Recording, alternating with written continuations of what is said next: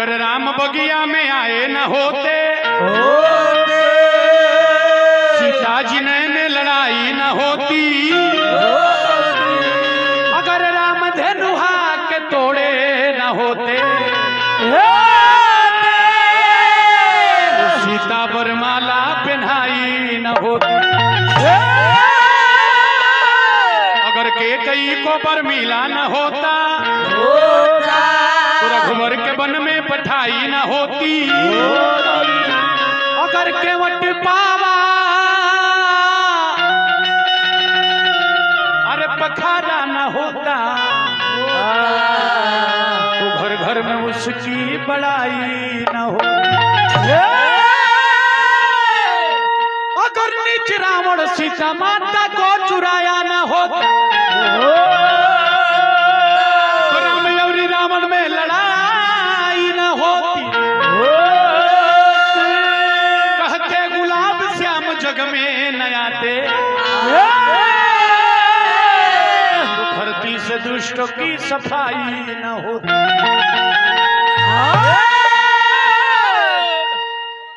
चरना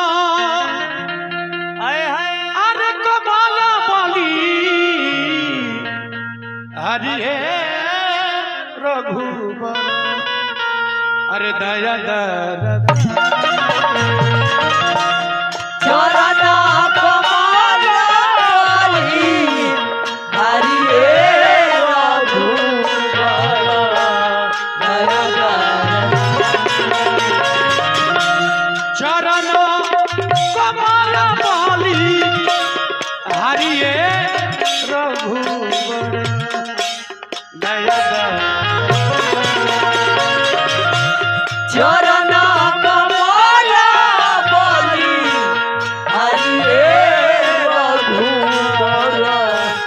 दया दर बगसर जाई रौरा ताड़ुका के मरनी, बकसर आई रौला ताड़ुका के मरनी, बगसर जाई रौरा ताड़ुका के मरनी, बकसर जाई रौला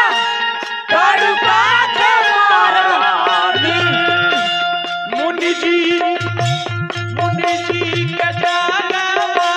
करवनी हे दया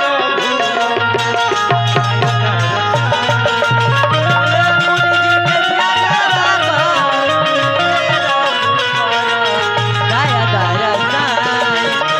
मुनि जी के जाना करवनी हे रघुवर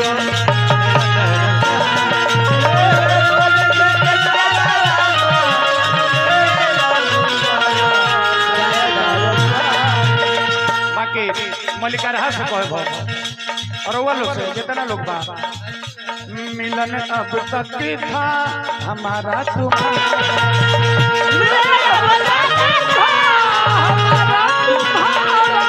मिलन अब तक था हमारा मिलन अब तक हमारा तुम्हारा, रही जिंदगी तो फिर मिलेंगे दोबारा। हरे राम राम राम हरे कृष्णा हरे कृष्णा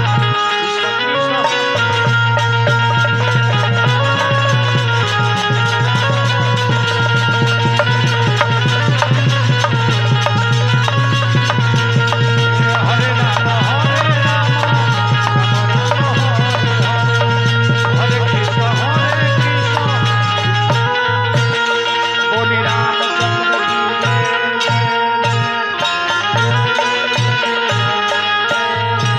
प्रेम से बोली शंकर भगवान की जय हो। रामचारू भैया की जय हो। सीता जी मैया की जय हो। अपने अपने माता पिता की